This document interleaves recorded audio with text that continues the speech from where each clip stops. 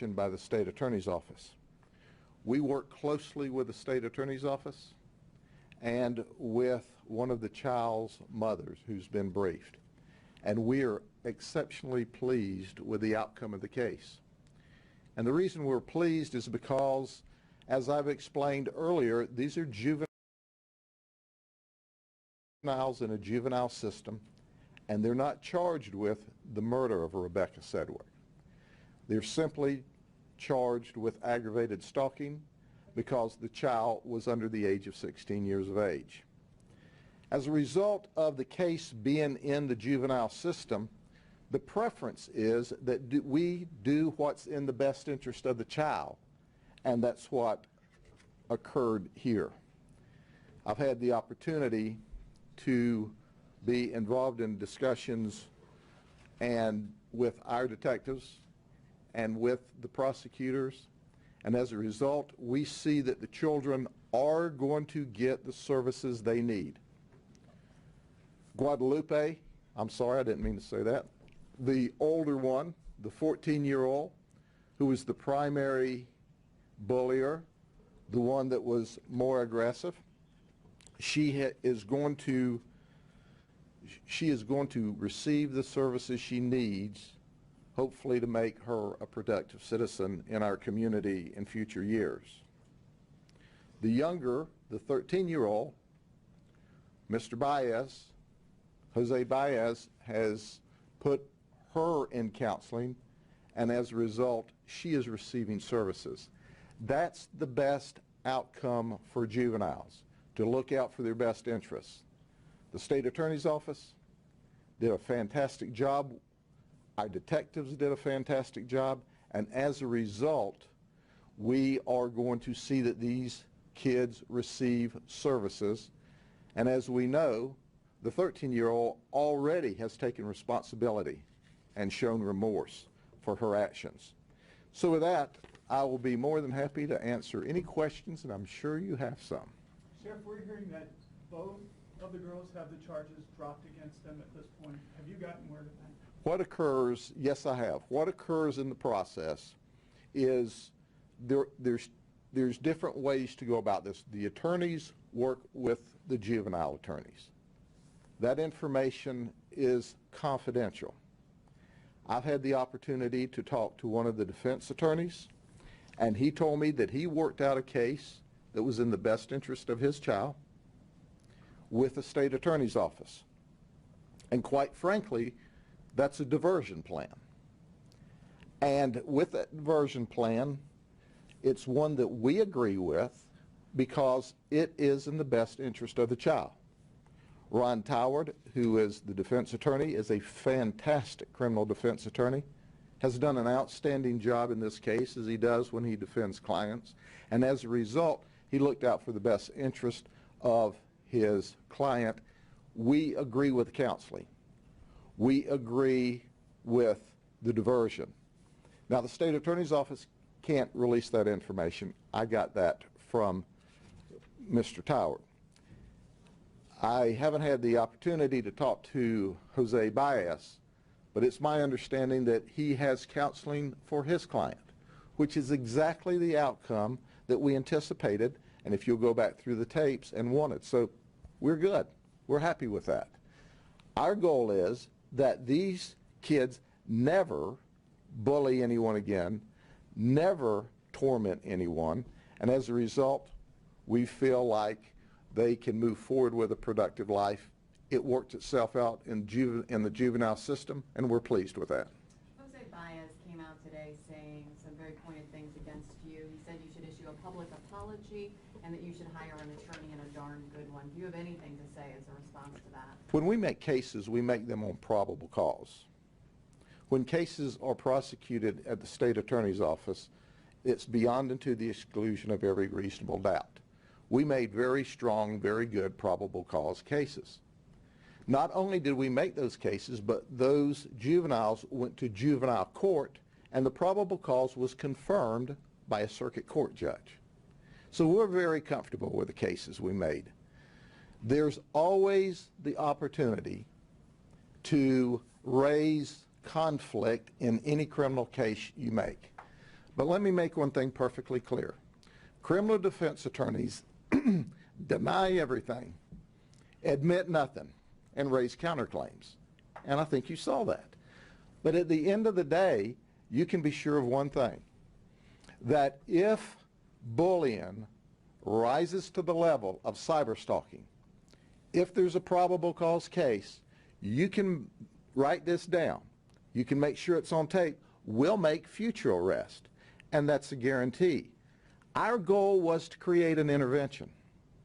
Our goal was to bring this conduct to the proper authorities in the proper manner to make sure it was dealt with. And it was dealt with. If we'd not made an arrest, if we'd not brought this to the court system, would these children be receiving services today? And the answer is no. We were successful. We're pleased with that. Any other questions? Sheriff, Jose Baez, one of the big complaints that he had, he basically accused you of grandstanding on this, of getting on all kinds of media, naming the girls, making a public example of them when they were so young, that basically what you did was wrong. What do you have to say about that aspect of his criticism? Yeah, I obviously disagree with Mr. Baez. He clearly knows what the Florida Public Records Law is. The Florida Public Records Law says when you commit a felony, your name and your face is public record. Bullying is a national epidemic. This went even beyond bullying to cyberstalking. Let's don't lose focus that we have a 12-year-old child that's dead. Let me repeat that. A 12-year-old child that's dead. That child was tormented. That child was harassed.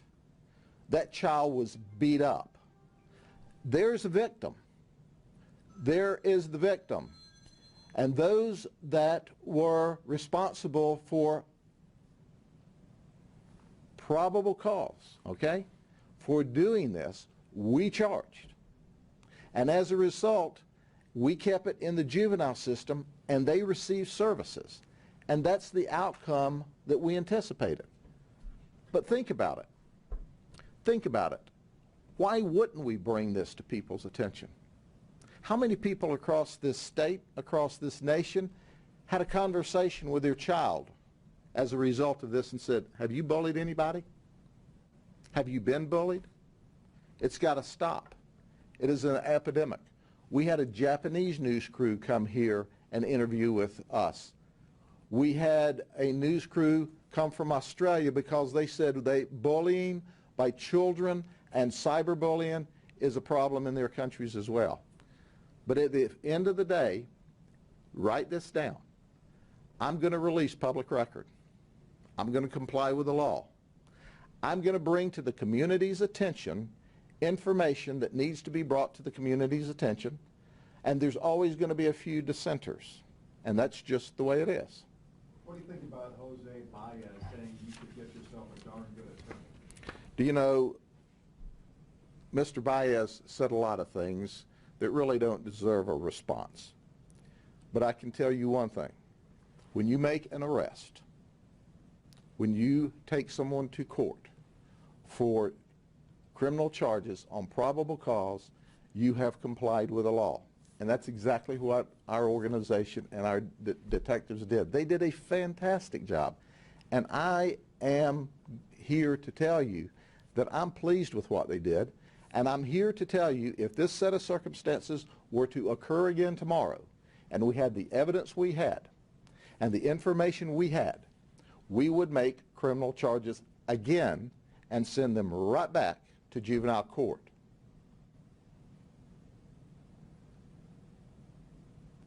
Come on, don't I have a few more questions? Sheriff, why did you decide to go on all the national media and agree to do all the international interviews? I did that because there was national and international interest in the fact that a 12-year-old child, she jumped and died as a result of jumping from a cement silo, and coupled with that, by her mother's admission and by information and evidence we uncovered, she had been bullied in the past. And as a result, there was national interest. I didn't pay the first television station to cover me. They came to me and said, Sheriff, this is a problem, this is an event, we want you on television. We want you to talk about it. And we've raised awareness. And we helped these kids. These kids wouldn't have had this help. They wouldn't have received the services they're receiving today if we had not acted. And I'm proud that we were able to make sure that they got those services. What about the argument from Jose Baez that now these girls, because they've been so publicly vilified, will now face potential bullying in the future because of everything that's happened?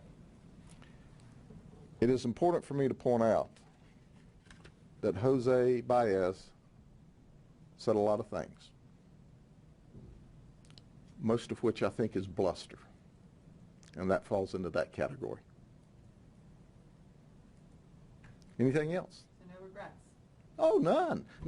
Why would I regret bringing criminal charges against people who stalked?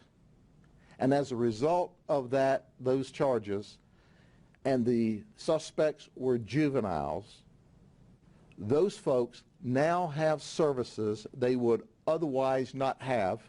And would they be off bullying someone else? I can't answer that. Sheriff, do you regret putting their names out there? I do not regret anything that I did because it's public record. Do you regret publishing their names? You published their names. I just made them available. Y'all put it on television. I made it available. That's what Florida law says. And interestingly enough, had I come here and said, you know, by the way, we've made these arrests, and we're going to ignore Florida law, we're going to violate Florida law and not make it available, y'all would have been clamoring all over me, and you know that. So at the end of the day, we're all in this together for a good cause.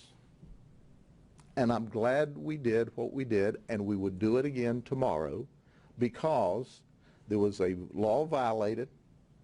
We clearly, clearly showed probable cause. Arguably, we could have gone to court with it, but would that have been in the best interest of the children? I don't think so. So you think dropping charges against the girls? I think the right outcome occurred. Could we have gone to court? Would that have been in the best interest of the juveniles? I don't think it would have been in the best interest of juveniles to have drugged them through juvenile court and to gone through that entire process when we accomplished exactly what I said in earlier news conferences. And we accomplished that, and I'm pleased. A bit off topic, but is there any validity to the rumor that you might be running for a congressional seat? Do you know, I heard that rumor too, but let me tell you clearly and unequivocally. This is, you know, I could just play a tape here. All I want to be is the sheriff of Polk County. Okay? Thank you all very much. Oh, and for those who didn't hear the question, no, I'm not running for Congress. I just want to be the sheriff of Polk County. Thanks.